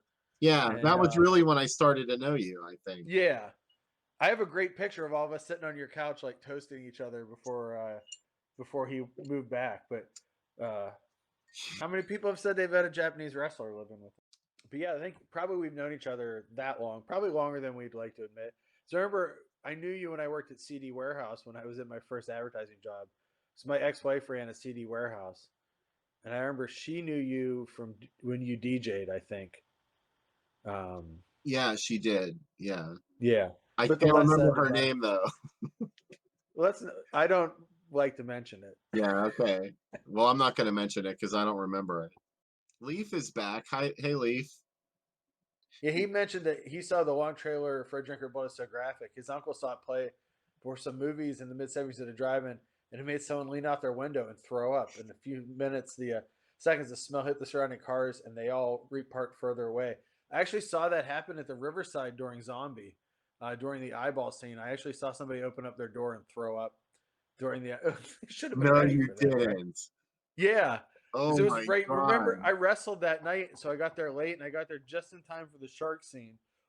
Excuse me, and I had Chinese food with me, and I was eating dumplings. They were from the new dumpling house in Squirrel Hill, and literally during the eyeball scene, someone opened their door and just went, and it was like a river of vomit.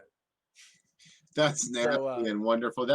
John Waters says that's getting a standing ovation.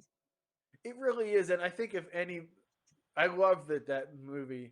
I just was thinking again about Zombie again.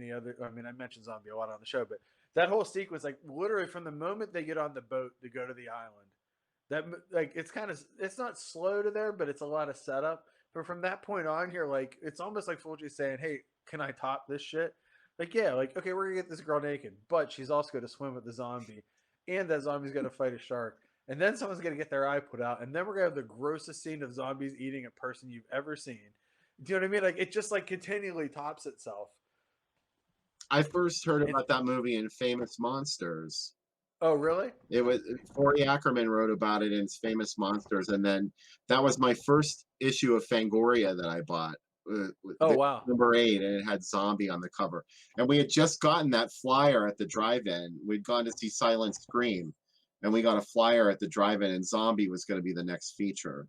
And I found out about it because of like the ripping off of the Italian title of Dawn of the Dead. Yeah. And I remember thinking like, oh, this people are like, well, it's the inferior version of Dawn of the Dead. And I'm like, now that I'm older, I'm like, is it? Like, I think they both stand on their own in quite different ways. Where what I like about it is, I told you about that Fulci quote that he said that people don't know how to make movies pack social commentary and political subtext into their films. That's a movie with absolutely no allusions to politics or so. It's like if you like Dawn of the Dead, but you didn't like all the social commentary and you just want to see zombies eat people, good news. Lucio Fulci has you covered. We got a movie for you. John asked, did people vomit during The Exorcist? Yes, they did. People in 73 were not ready for what The Exorcist was ready to give them. And I'm always amazed by that because I think Joe Bob talked about it last night on his show because he showed Exorcist 3. He said, if you watch The Exorcist today with younger kids, they're like, why was this so scary? Yeah. But you have to realize, like, when it came out, people weren't ready for those kind of effects, and people were very not conditioned to that craziness, I think. Like, people that, like, horror movie fans were, but The Exorcist was very much a mainstream. Obviously, it was a huge movie, but it played to mainstream audiences, and it wasn't an exploitation film. And like those people, the more diehard gorehounds were used to seeing. So I think people are really upset by it. I think the funniest thing about The Exorcist is that Billy Graham complained about it, but like Catholic priests helped make it. You know what I mean? Like, and it was based on a real Catholic exorcism. 2 Catholic but I love priests. when these people, the hero is an elderly Catholic priest. I love when they talk about like where this like the devil was on every roll of that film. Like Billy Graham the said that an actual demon lived in the film's reels. But that's exactly the reason why The Exorcist made people throw up. I don't think it yeah really had anything to do with the graphic demonic faces and stuff. I think it was the religious imagery that truly upset yeah. people. Well, the most upsetting parts, I mean, honestly, if you think about it, the scene where even today you wouldn't see a movie where a under 18-year-old girl masturbates with a crucifix. I mean, that's a Right. really violent, And especially the blood coming out and stuff. That's a really intense image. I can't even imagine what that was like for audiences in 73 to be confronted with that multi-layered imagery, even beyond like all the other things. And like to me, what's shocking about it even today is the the how violent. If you saw the Shutter thing about cursed films, they showed a lot of the behind the scenes stuff of how rough he was on his actors, like shooting guns above their heads, right, yeah, yanking Bernstein with that rope when she wasn't ready and almost breaking her ribs. Like there's a lot of yeah. like abusive actors within that movie that is still somewhat shocking. He smacked the guy who played Father Dyer across the face. In the Yeah. scene where he's reading Damien his last rites, like he said they kept doing it, and he just couldn't get it right because he didn't look shaken enough. And William Friedkin slapped him across the face and was like, "Okay, go." To me, some of the scariest parts of that movie are the scene where she talks to the astronaut and tells him he's going to die in space, Yeah, and then she pisses on the floor. It's so fucking weird. Even today, like it's not one of the scenes that anybody talks about. And then the scene of the medical scenes, which we talked about earlier in the show, the medical scenes are really intense too, for especially for their that's time. I don't upsetting. think. That'll make you throw up right there, just seeing those needles stuck in her throat. There was the one scene in tonight's movie in Beyond the Door 2 where she's attacked by a bureau, just like in The Exorcist, when the bureau starts sliding across the room towards Chris McNeil. The same thing happens to Daria Nicolodi in the movie, and then the door opens and there's a box cutter inside of it. I I mean, thought The that was Exorcist is so it's so influential that Baba had to go back and remake a movie he made years before. He had to go back and redo the scenes in Lisa and the Devil to get it re-released as House of yeah. Exorcism. I don't mind the version with the possession scenes in Lisa and the Devil, but it is a much better movie without them. So it's funny. I was thinking about that. How long you and I have been friends. The reason we're friends is because I can yell out shit during a movie like, "Oh, that's John Old Jr."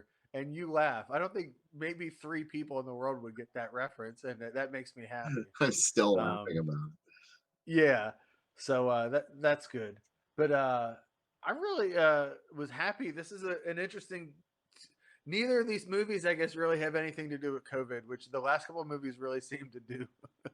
These were Well, just movies we like. that's one thing that I did talk about when your camera cut out earlier, was how Deadly Spawn was a COVID movie too.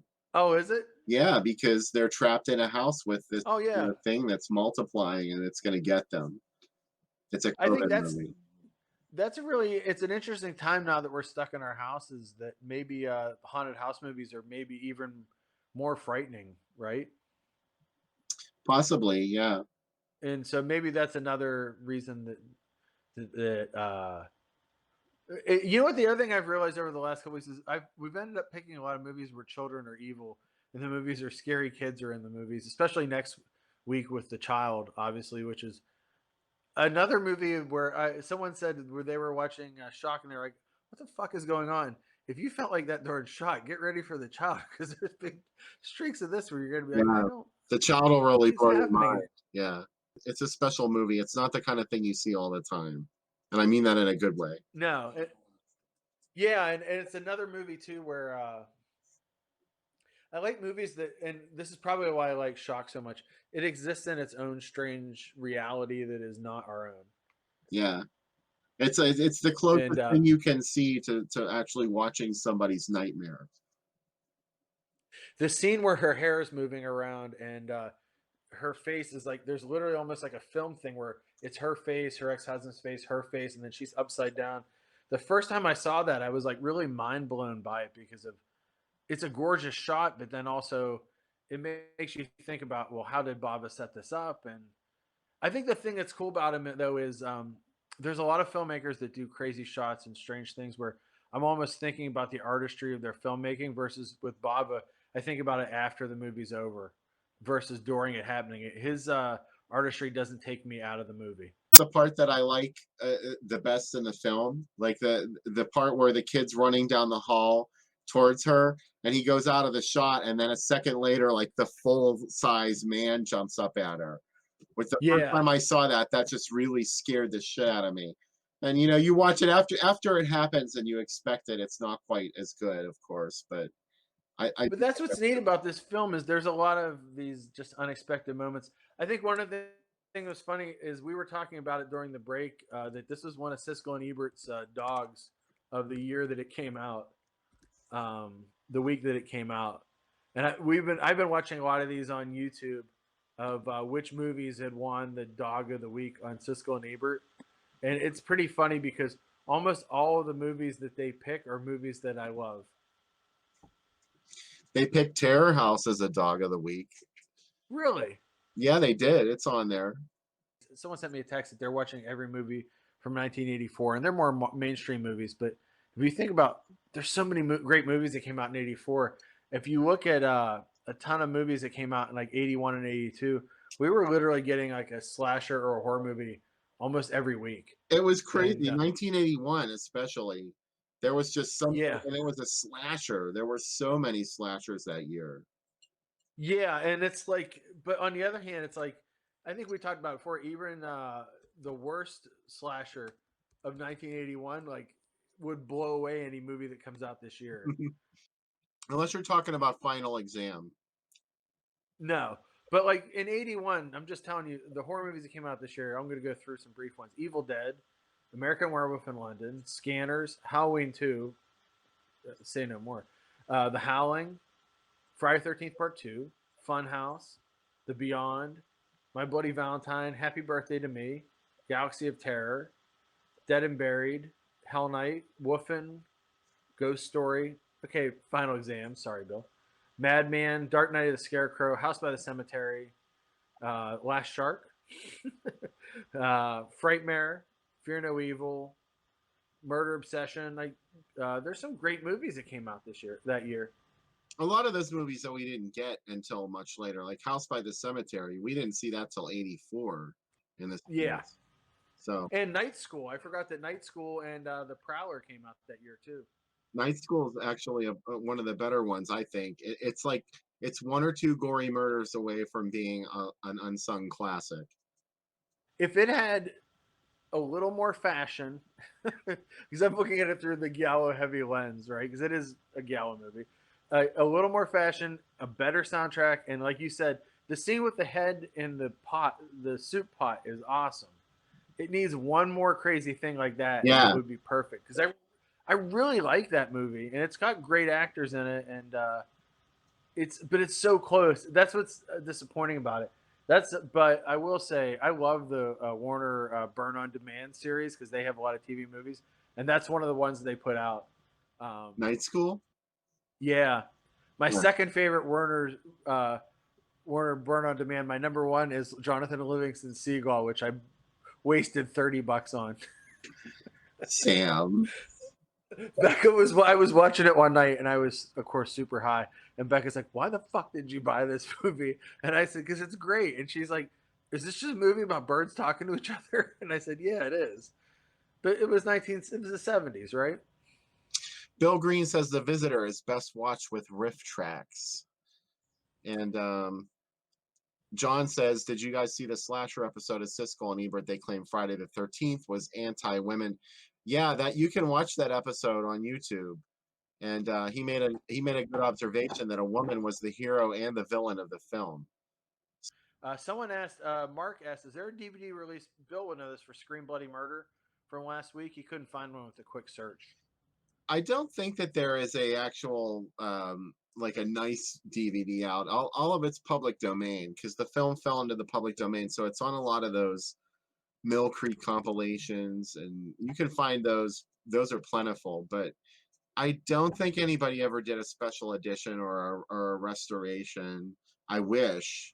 I hope. Yeah, it's on the. I will say it's on the Chilling Classics set, and it's if you're looking for a cheap version of it, and it's on the Mill Creek set, and that is a really beat up version. That's the one that I have. Gigi Graham loves the movie Scream Bloody Murder. And she was excited that we were doing it, even though she doesn't have Facebook, so she couldn't come on the show or watch. Well, she could have watched the movie with us, but you know what I mean. What were you going to say? Yeah, that's again a surprising movie that for all the movies that come out from labels like Severin and Arrow and Vinegar Syndrome and whatnot, that movie hasn't come out yet as a really nice quality copy. But I mean, obviously, give it time. I think everything comes out, other than that movie, The Astrologer, that I really want, because the guy who made it ripped off. He took like 3 Moody Blues albums and used those for the soundtrack of the movie. So that's probably why that has. Yeah, that's another. Oh, that's the other. I've been telling Bill. I don't know if I mentioned on the show about Vacation of Terror, the Mexican movies. The other reason I love those movies is he used all the cues from Halloween for the movie. So like there's a scene where a girl falls down the well and Becca's like, "Are you watching Halloween?" And she came running in the room because she knows the cues from that movie so well, and she's like, "Oh no, it's one of those fucking Mexican movies." I said, "It's great. You should really watch it." I really am so happy that everybody was asking questions tonight and really in the chat and really getting into this. So that makes me feel really good about doing this. Yeah, it's nice to know that you guys are out there watching it with us, and it's part of the communal experience. We thank you for being here and for making your voice heard. Maybe I think one thing I might do next week is I have to think of a drinks to go with this movie, but I'll announce them a little sooner so that people have a little more time to kind of get the difference. Unless you have a fully stocked tiki bar, which I don't think too many people do. Yeah, we're like, oh yeah, you should already have your pineapple soaked for the last 2 weeks and your snow cone made of ice. It's a moment that Martha Stewart forgot to tell you about. I've been watching a lot of Martha Stewart in quarantine, Bill. Yeah. Because when Becca is awake, she runs the TV. So we watch Pittsburgh Live and Martha Stewart in the morning while I'm doing my first work meetings. And then like around noon, she decides she's going to go to Starbucks and go shopping. And that's when the Mondos come on. And Giallo. What she doesn't know won't hurt. Oh, that's what I wanted to ask you. Is it Giallo or Giallo? You know what? I'm from Green Acres, and I can't. And it's also Gialli, which is my favorite room. Gialli. A lot of the people that this is why I'll never get to do an Arrow commentary track, right? Because I can't even pronounce it right. I don't know. I really don't know. That's my dream. My dream is to do. Have you ever thought about that? Like, what movie would be your dream commentary track, Bill, to do? I don't know. I mean, like, what? I don't know what I could bring to a commentary track. I think you could bring a lot to Terror at Red Wolf Inn. Okay, yeah, that would be fun. And The Child, obviously, and maybe I'm trying to think what else. There's a lot of movies that you really add a lot to. I think that you have a lot of heart for. My dream is Endgame, which is a horrible post-apocalyptic Joe D'Amato movie, and Dial Help, which is a kind of sort of yellow movie about evil telephones and a phone sex line where everybody has died and the dead spirits of the phone sex line. Have you ever seen it? No, but I love hearing you talk about it. Holy fuck. There's a scene where a rapist is chasing a girl who the ghost phone sex line is in love with, and all the payphones kill the rapist with quarters that shoot out like machine guns. And that's not the weirdest scene in the movie. Holy fuck, this movie is great. And that's it's not available on DVD or Blu-ray in the US, and I would love to talk about that movie for 2 hours because it is bonkers. Man, I love it. Well, next week we are going to watch Children Shouldn't Play with Dead Things and The Child. We hope that you'll come back and join us on the Drive-In Asylum double feature. Then we'll do it again next Saturday at 8 o'clock. And be safe and wear your masks and stuff. Have a good night, everyone.